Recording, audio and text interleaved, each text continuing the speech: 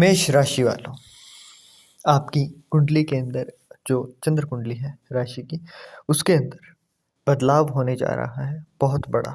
1.5 साल बाद सभी लोग जानते होंगे, अगर नहीं जानते हैं तो आज जान जाएंगे आप कि राहु और केतु 18 महीने तक एक ही राशि के अंदर रहते हैं और ये हमेशा रेट्रोग्रेड मतलब वक्री चलते हैं, उल्टा चलते हैं। तो अब तक 18 मई 2025 से पहले तक आप लोग की जो कुंडली है राशि की, उसके अंदर 12वें घर के अंदर राहु थे और हैं अभी तक। छठे घर के अंदर आपकी केतु थे। तो यहाँ पर जब 12वें घर के अंदर राहु होते हैं, बहुत ज़्यादा अच्छे नहीं माने जाते हैं। अब जो बीता हुआ टाइम है, इस 4 महीने आगे आने वाले हैं तब तक का मैं बताऊं तो इस टाइम में आप लोगों ने कुछ चीज़ें फेस की होंगी, जैसे कि आपका जो स्लीपिंग का पैटर्न है, मतलब रात में सोने का समय, वो डिस्टर्ब रहा है। खर्चे आपके थोड़े से फाइनेंशियल लॉस वाली साइड में हुए हैं, मतलब ऐसे खर्चे हुए हैं, लाजमी है 18 महीनों के अंदर आपने देखे हैं, जो कि पैसों का लॉस करवाते हैं। पैसा बटेगा नहीं उस काम में, बस घाटे जैसा, जैसे कि किसी बीमारी पर लग गया, कोई एक्सीडेंट हो गया, या फिर किसी ना किसी तरीके से इसने पैसों का नुकसान ही करवाया है।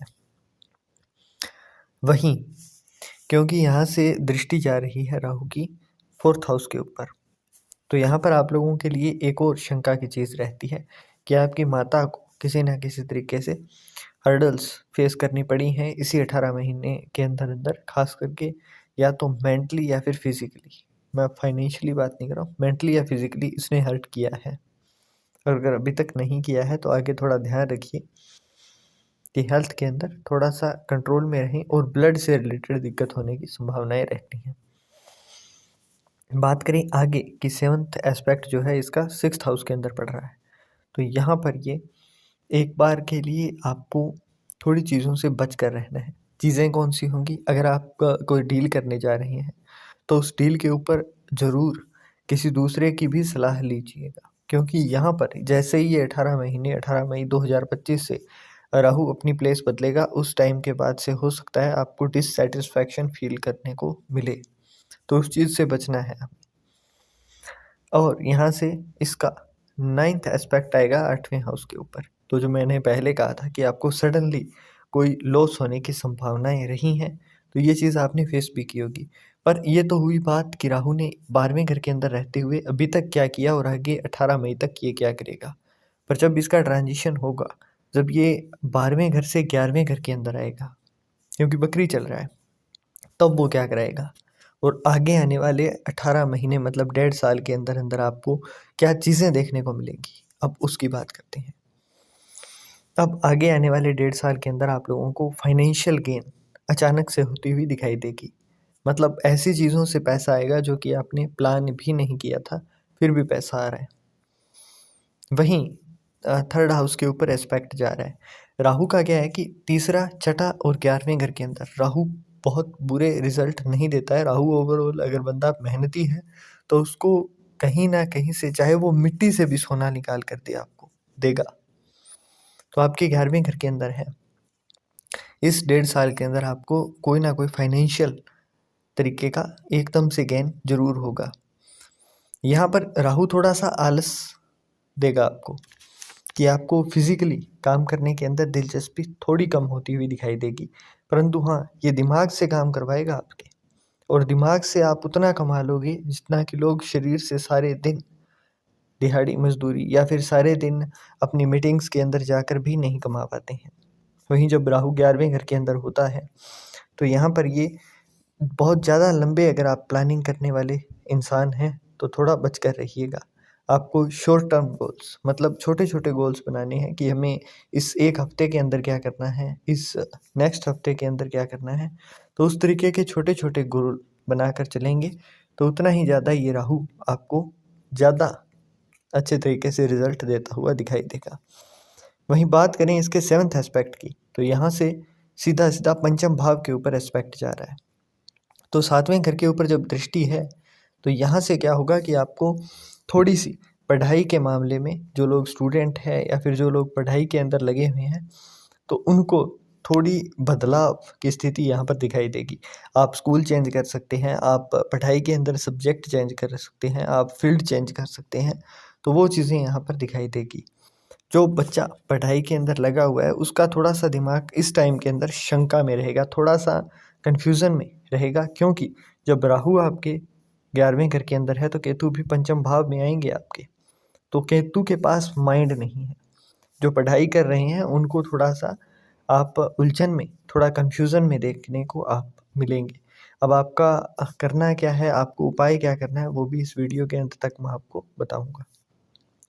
9th एस्पेक्ट जो है इसका, वो आपका जाएगा 7th हाउस के ऊपर। जिन लोगों की भी पार्टनरशिप है, चाहे किसी भी तरीके की हो, आप मैरिड लाइफ एंजॉय कर रहे हैं, आप कोई बिज़नेस के अंदर पार्टनरशिप करके बैठे हुए हैं, तो यहाँ पर देखने की बात ये रहती है कि जब भी एस्पेक्ट आता है राहु का, तो ये लड़ाई करवाता है। तो आपको थोड़ा सोच समझ कर यहाँ पर कदम उठाने हैं। जो भी कुछ करें, जल्दबाजी में नहीं करना है, क्योंकि राहु जल्दबाजी में आपको नुकसान देगा और ऐसा देगा कि आपको ताउम्र उस चीज़ का पछतावा रहे। तो इस चीज़ से बच कर रहना है। अब बात करें कि केतु जो छठे हाउस के अंदर था, वो क्या रिज़ल्ट दे रहा है और अभी आगे आने वाले ट्रांजिशन के बाद में क्या रिज़ल्ट देगा। केतु जब छठे हाउस के अंदर है, तो जो लोग विदेश के अंदर रह रहे हैं, जो लोग विदेश जाना चाहते हैं, ऐसे लोगों के लिए केतु बहुत अच्छा है छठे घर के अंदर। जिनकी पीआर नहीं हो रही है, वो लोग अगर ट्राई करेंगे तो अभी 18 मई 2025 से पहले-पहले उनको रिज़ल्ट देखने को मिलेगा। एंड बस आपकी लग्न कुंडली जो है, उसके अंदर भी उस तरीके का योग होना चाहिए, विदेश जाने का, विदेश से फ़ायदा होने का। तो आपको रिज़ल्ट भी 101% देखने को मिलेगा। बात करें यहाँ पर क्या दिक्कतें देगा, स्टमक या इसके आसपास कोई ना कोई छुपी हुई दिक्कत अभी 18 महीनों के अंदर आपने देखी है, लाइक कि डाइजेशन नहीं हुआ, गैस्ट्रिक प्रॉब्लम हो गई, एसिडिटी हो गई, बार बार चीज़ें रिपीट हुई हैं। वहीं कोई छुपा हुआ दुश्मन आपके सराउंडिंग में हमेशा आपके साथ रहा है, मतलब ऐसा जो सामने से लड़ाई नहीं करेगा, जो रहेगा दोस्तों की तरह, परंतु उसकी हरकतें थोड़ी दुश्मनों जैसी होंगी। तो इस चीज़ से बच कर रहना है। वहीं जब इसका ट्रांजिशन 5वें घर के अंदर हो जाएगा, तो उस टाइम पर आपका थोड़ा-सा जो माइंड है, वो इंटेलेक्चुअली डीप एनालिसिस करने वाला, वो उस हुनर को प्राप्त कर लेगा। यहाँ पर जैसे ही आता है ना, तो ये आपको एक हैबिट देगा कि आप हर चीज़ को थोड़ा डीपली देख पाओ। एक जगह ठहर कर उस चीज़ को अंदर तक देख पाओ। यहाँ पर दुख और दरिद्रता से जो लोग परेशान थे, उनके हाल यहाँ पर बदलने वाले दिखाई देंगे आपको। जिन लोगों का कुंडली के अंदर जुपिटर बनता है, तो ऐसे लोगों को यहाँ पर थोड़ी-सी श्वास से जुड़ी हुई दिक्कत का सामना करना पड़ सकता है।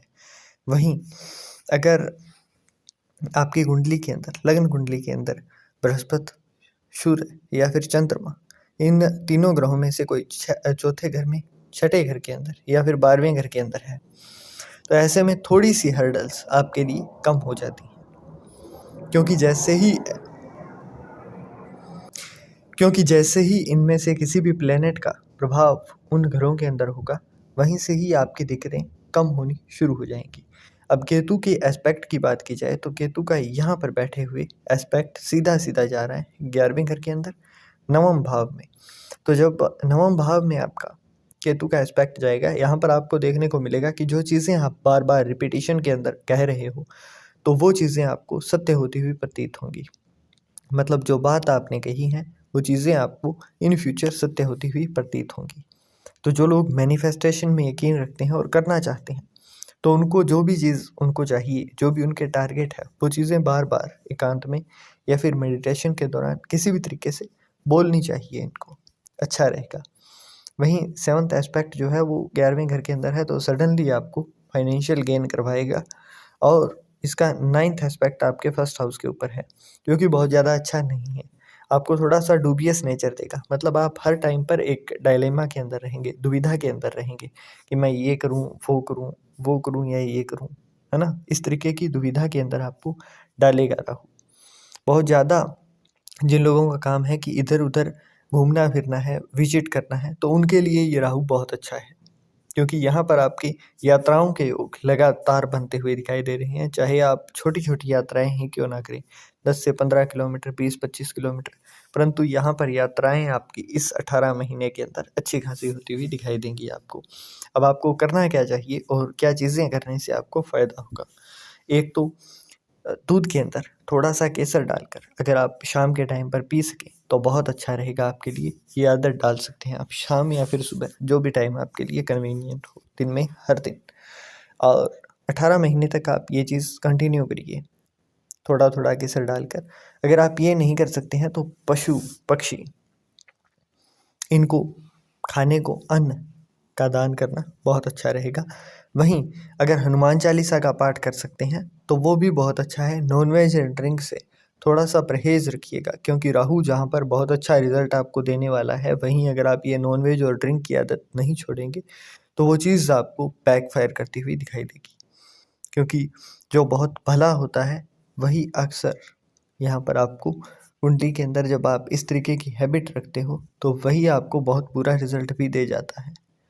तो ये सारी भविष्यवाणियाँ प्रिकॉशन के साथ सही होती हुई आपको दिखाई देंगी। अगर एक भी चीज़ इनमें कोई कमी रह जाती है तो आप यहीं आकर इसी वीडियो के नीचे कमेंट बॉक्स के अंदर अपनी जो भी टीका टिप्पणी हो, जैसा भी आपका मन करे, 101% जेन्युइन कमेंट यहाँ पर कर सकते हैं।